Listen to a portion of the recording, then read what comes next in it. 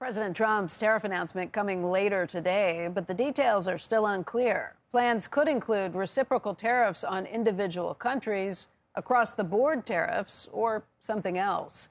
Joining us right now is former U.S. Trade Representative Ambassador Ron Kirk. And Ambassador, do you know anything more than we do at this point? Becky, I do not, except for the fact that since the president has scheduled this for a full Rose Garden ceremony, I don't think that we should expect this to be some moderation of the president's very consistent stated belief that tariffs are going to help him restore manufacturing to the U.S. economy, which sadly is not good news for American businesses, and even worse news for American families, because they're going to bear the brunt of these taxes. We are kind of on the working assumption that what we heard yesterday, at least reported in some areas, was that 20% across the board tariffs was being considered. What would that mean in your estimation, just in terms of what it means for our economy, what it means for the global economy? Well, I'm not an economist, but I don't think you can find any economist, anyone who studies the market that hadn't been fairly consistent that they think at a minimum this will stall economic growth, probably lead to higher inflation. I'm not steeped enough in economics to forecast whether or not it would lead to a recession. But what I do know, it's going to make it more expensive for every family in America to put food on the table.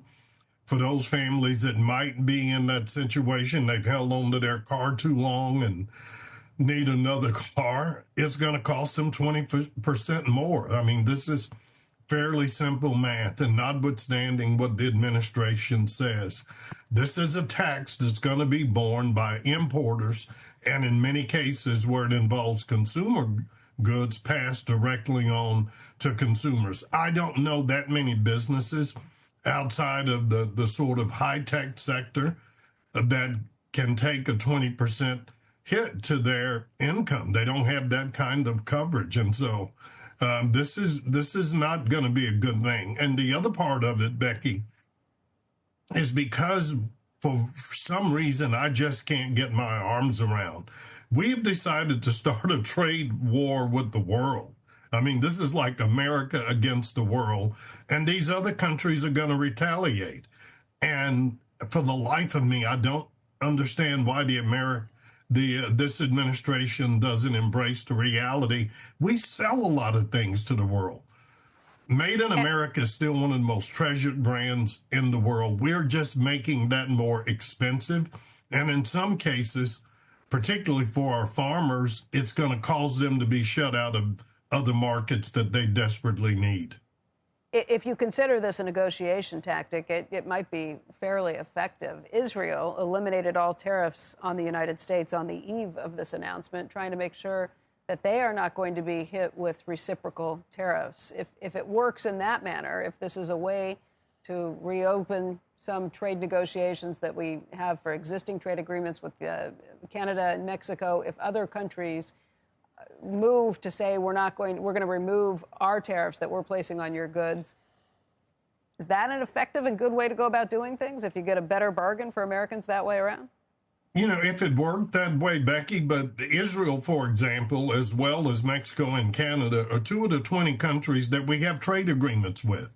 In fact, Israel, if I recall from my time as U.S. Trade Rep, was one of our very first. And in most of those countries, after 10 years, all of the tariffs have gone away anyway. So what really doesn't make sense, why are we picking a fight with countries in which effectively goods move freely between both countries at zero tariff rate? So, I mean, that may sound good to the American consumer, but you're taking something you were paying no taxes on already and saying, well, we'll put on 20%, and maybe for a handful of items, that country comes back and says, we won't do anything. And as it's being applied, I just don't find that argument very persuasive. There are a lot of inconsistencies. If you want permanent tariffs that are going to raise money that you can use to offset other tax breaks that you offer, then that sounds like it's going to be a permanent thing. If it's a negotiation, that would not be the case. You would expect that those tariffs would come down and the revenue resulting from them would also drop. But if you talk to Republicans who consider themselves to be free traders, we had Congressman French Hill on yesterday, former Speaker of the House, Kevin McCarthy. They would say that under the best case scenario, you're looking at this as a way to reopen the USMCA negotiations with Canada and Mexico a year early. Is that something that you would think could be productive? I think my friend French Hill is a very good friend and a dear friend. It is painful to watch my Republican friends stumble over themselves to try to keep finding ways to avoid the reality that in this case, the emperor has no clothes. This does not make economic sense. Not for American businesses and manufacturers, not for American farmers. The reality is the U.S. Mexico-Canada agreement comes up for its 10-year renewal next year. So those negotiations had already begun.